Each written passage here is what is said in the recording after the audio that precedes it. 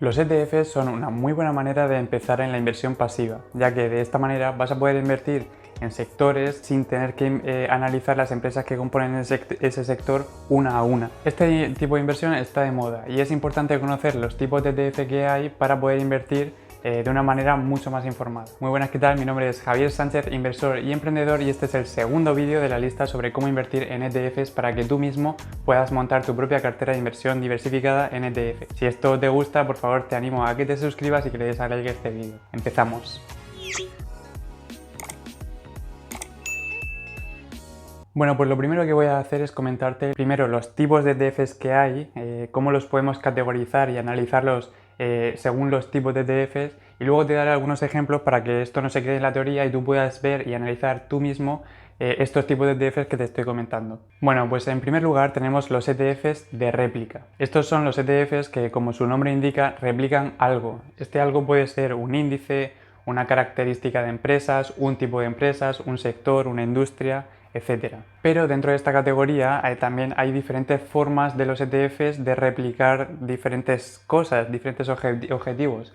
Entonces podemos clasificarlos en tres. Los ETFs de réplica física. Estos ETFs invierten en el total de las empresas de un índice o de un sector. Por ejemplo, podríamos poner el ejemplo de las empresas del S&P 500, que es el mayor índice de la economía americana, y lo que harían sería invertir en las 500 empresas una por una que invierten en este índice. Por lo tanto, esto lo que nos garantiza es que este ETF va a replicar casi exactamente este índice americano. Debido a esta compra directa de acciones que conforman el índice, nos va a garantizar un comportamiento muy real y muy seguido de ese índice americano, por ejemplo, como el que estamos hablando. Por otro lado, tenemos los índices de muestreo, que, como su nombre indica, lo que hacen es comprar una muestra de ese índice o de ese sector. Por lo tanto, como te decía antes, puede haber un ETF que en vez de comprar todas las empresas de una economía de energías renovables, como te contaba en el anterior vídeo, lo que hagan es comprar tan solo las 50 o 30 empresas más relevantes de ese sector. Es decir, están comprando una muestra del total de todas las empresas. Normalmente son las empresas o más grandes o más representativas de este sector. Y finalmente tenemos los ETFs sintéticos. Estos ETFs también intentan replicar un índice, un sector o una economía, pero lo hacen a través de derivados financieros para que la operativa salga aún más barata. El contra que tiene es que estos ETFs, su comportamiento no va a replicar al 100% el comportamiento del índice o la economía que estén intentando alcanzar. Otra forma o tipo de ETF son los que pueden invertir en empresas de forma directa o de forma indirecta. Y como verás, los ETFs son tan sencillos que su propio nombre habla de lo que hacen. Los ETFs de compra directa son los que intentan replicar el comportamiento de su índice, mientras que los ETFs de compra inversa son los que intentan replicar un comportamiento contrario a lo que hacen los índices de referencia de esos ETFs. Pongamos un ejemplo. Tú sabes que el sector de las petroleras es un sector en el que no va a continuar de aquí a 50 años. Entonces quieres hacer una estrategia en la que vas a invertir en contra de ese sector. Pues lo que harías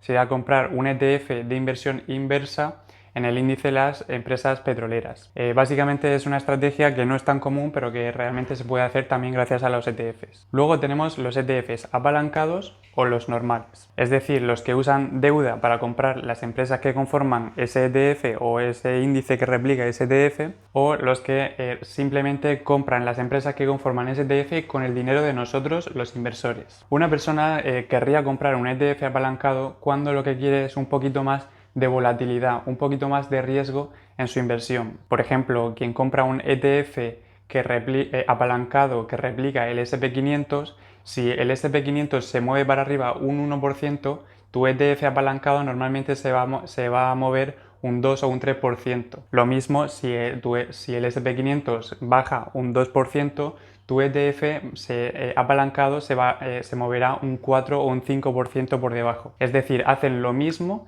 que su índice de referencia, pero se mueven con mayor volatilidad, teniendo así un mayor riesgo. Por otro lado, tenemos los ETFs de acumulación o de distribución, es decir, los ETFs que deciden acumular dividendos o distribuirlos a sus inversores. Es decir, están los ETFs que invierten en empresas, esas empresas van a repartir dividendos y lo que hace la gestora es que recoge esos dividendos y si son de acumulación, lo que hace es que con esos dividendos va a recomprar acciones de esas empresas, beneficiándote así de un mayor potencial de revalorización en la compra de tu ETF. Sin embargo, también están los ETFs de distribución, que lo que hacen es que compran esas empresas y cuando esas empresas reparten dividendos, en vez de reinvertirlos, lo que hacen es que se los reparten a los inversores, disfrutando así de unos ingresos pasivos. Tú puedes tener a lo mejor una cartera de ETFs de distribución. Imagínate que tienes 1.000.000 de euros invertidos en ETFs de distribución y ese ETF de distribución reparte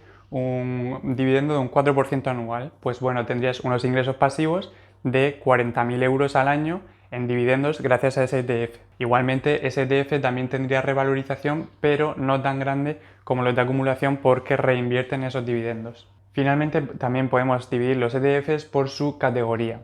Aquí podemos tener infinidad de categorías. Hay ETFs de todo tipo y de todas clases. Así que me voy a centrar en decirte cuáles son las más populares. Por un lado están las de renta variable, es decir, ETFs que invierten en acciones variables, es decir, que cotizan en el mercado ya sea de un sector o de otro. Y por otro lado están los ETFs que invierten en renta fija, es decir, que compran bonos del Estado o bonos corporativos, deuda, que suelen ser una inversión menos volátil y que funciona muy bien en los malos tiempos de la bolsa. Es como las acciones es como más arriesgado, más volatilidad, pero también más beneficio, y la renta fija y los bonos corporativos y de deuda de gobiernos es algo que es más lento, sabes de primera mano lo que vas a conseguir y no es tan volátil con los movimientos del mercado.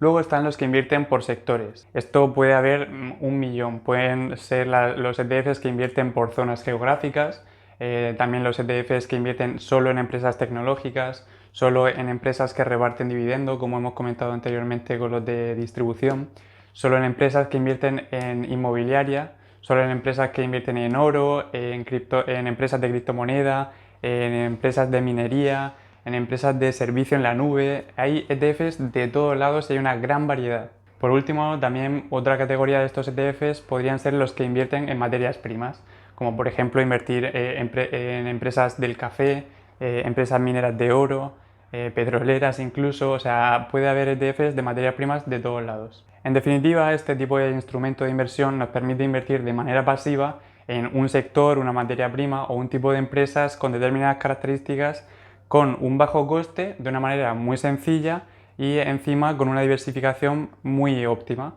Este ha sido el segundo vídeo de la serie en la que te estoy enseñando cómo invertir en ETFs y cómo montarte tu propia cartera de ETFs diversificados. En el próximo vídeo lo que te voy a hablar no es solo de las bondades de los ETFs, es decir, de sus ventajas, sino también de sus desventajas para que conozcas mejor esta inversión. No es todo oro lo que reluce, así que espero que si te está gustando estos vídeos le des a like, te suscribas y nos vemos en el próximo.